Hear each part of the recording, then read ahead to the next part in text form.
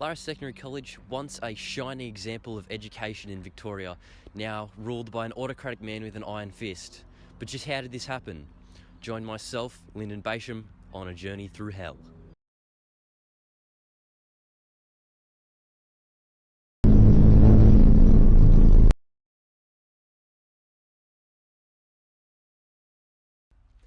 Lara Secondary College was founded in 2003 as a brand new institution with students as the number one focus. But it seems that this utopian goal has been defenestrated in favour of feverish spending of money to improve the school. Take, for example, Finlay the Fence. Constructed in 2019, it was allegedly to keep undesirables out, but much like the Berlin Wall, it was really to keep the students from seeing the beauty and prosperity of the outside world. And why is it called Finlay, you may ask? It was his replacement. Apparently the school was so short of funds they had to cut teachers just to pay for this $100,000 fence. Speaking of not having much money. 4 signs were built here in late 2020.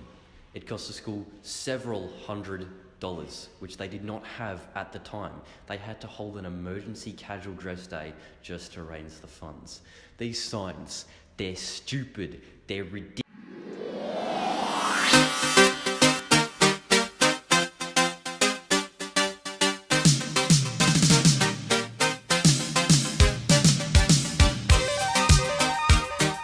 In the past, we've heard many complaints from students and teachers alike. From inadequate instruction to blatant discrimination, we've heard it all.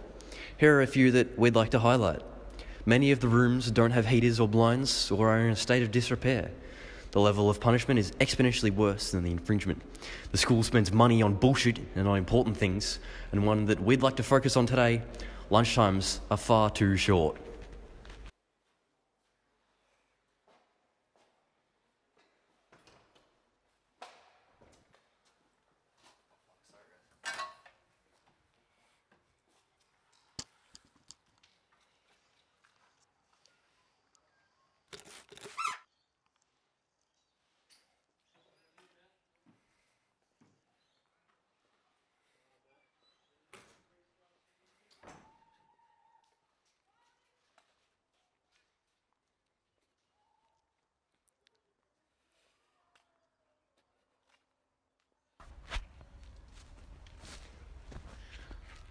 We were lied to by the governing body too.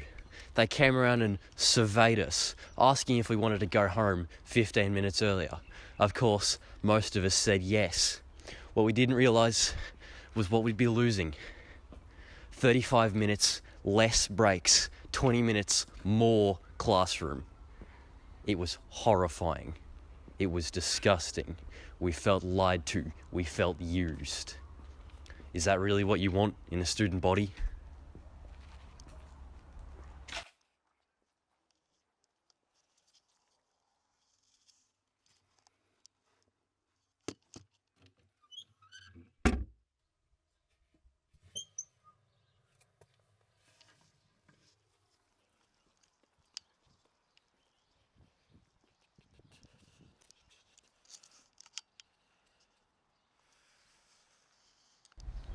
On top of all this, we've noticed some strange happenings, coincidences, and occurrences around the school.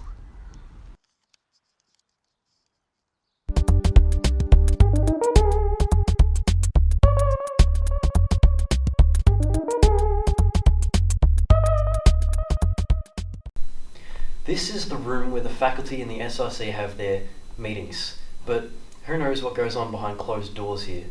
Cult meetings or sex parties, perhaps?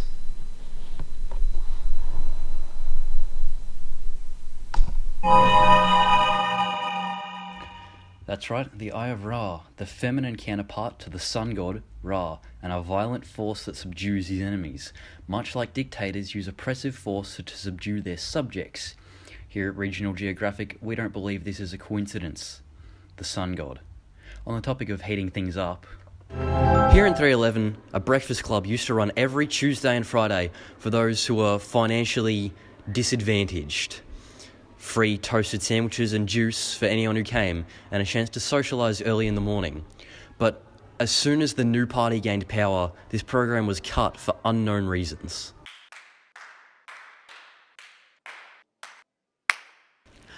On top of all this, the ability to do well in class but fail your SACs and still pass the year has been taken away, because according to the state, what's more important than being able to practically apply the knowledge you know, whether that be what you learned in or out of class, the ability to regurgitate that information onto a piece of paper is far more important.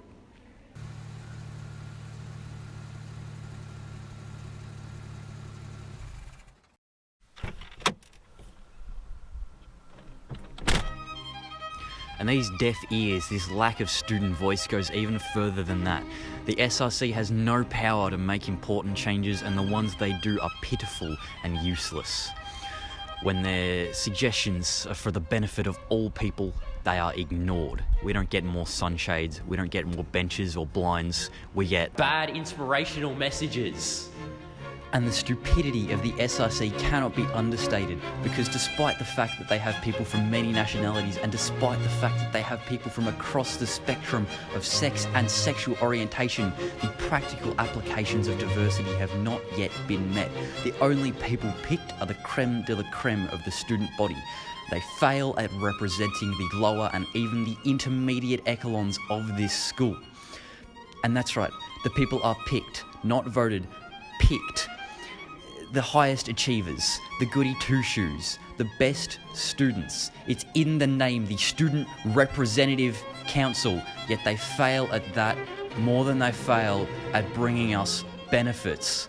It is just absolutely disgusting, and they are so scared to even approach us, to offer us suggestions, or to allow us to offer suggestions, that they fail once again at representing us.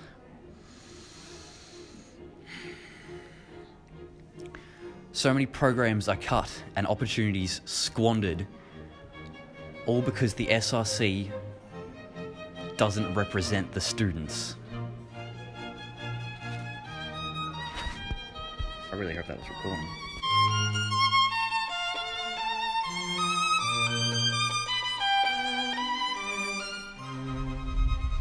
Partway through filming this, we were told to shut it down, which we protested because that's the very thing that we were trying to combat.